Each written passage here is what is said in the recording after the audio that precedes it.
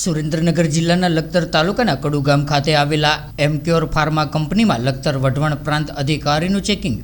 અરજદારના અરજીને લઈને પ્રાંત અધિકારી એમ.જે. ભરવાડ દ્વારા એમક્યોર ફાર્મા કંપનીમાં ચેકિંગ હાથ ધરવામાં આવ્યું. ત્યારે એમક્યોર ફાર્મા કંપનીને કેમિકલ યુક્ત પાણીને આરએમબી ગટરમાં છોડતા હોવાનું અરજદારે રજૂઆતના આધારે ચેકિંગ હાથ ધરાયું હતું. ત્યારે લખતર વઢવાણ પ્રાંત અધિકારી તેમજ જીપીસીબીના અધિકારી દ્વારા ચેકિંગ દરમિયાન પાણીના નમૂના લેવામાં આવ્યા હતા.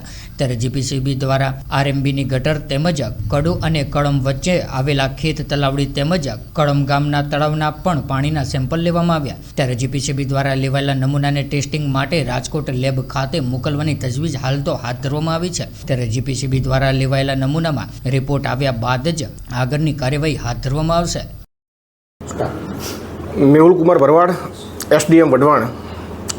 આજરોજ સ્થાનિક ફરિયાદોના આધારે કળમ ખાતે આવેલ કડુ ખાતે આવેલ એમક્યોર ફાર્મા કંપનીની મુલાકાત કરવામાં આવેલ હતી અને ફરિયાદના આધારે તપાસણી કરવામાં આવેલ હતી.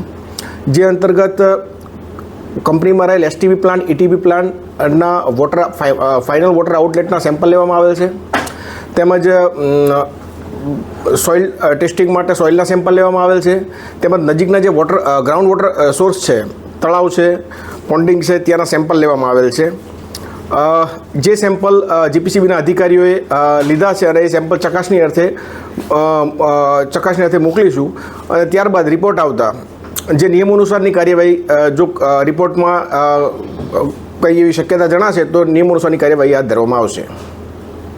મારું નામ શક્તિસિંહ બલભદ્રસિંહ રાણા. હું કળમ ગ્રામ પંચાયતમાં ઉપસરપંચ તરીકે હાલ છું. કડુથી કળમ રોડ ઉપર એમક્યોર નામની એક ફાર્માસ્યુટિકલ કંપની આવેલી છે. તેમાંથી ઘણીવાર દૂષિત પાણી સાઈડમાં રહેલી આરએનબીની ગટરમાં છોડવામાં આવતું હતું, જેના અમોએ 2-3 વાર રજૂઆત પણ લેખિતમાં મામલતદાર સાહેબ તેમજ પ્રાંત સાહેબને કરેલી હતી અને એના સેમ્પલ પણ લેવાના હતા, પણ તે છતાં એનો કોઈ નિકાલ થયેલ નહોતો.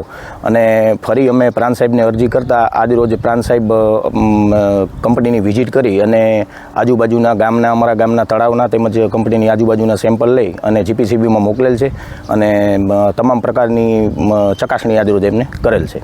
આ પાણીથી શું શું અસર થતી હતી પશુધન અને માણસ ઉપર? આ પાણીથી અમારા ગામની અંદર જે તળાવનું પાણી જે પીવામાં ઉપયોગ થાય છે કે વાપરવામાં ઉપયોગ થાય છે, તેમાં લોકોને ફોડકીઓ થવી, પછી ચામડીના રોગો થવા, આંખો બળવી, આવા બધા હાલમાં લગભગ 12 મહિનાથી કેસો વધતા જતા હતા.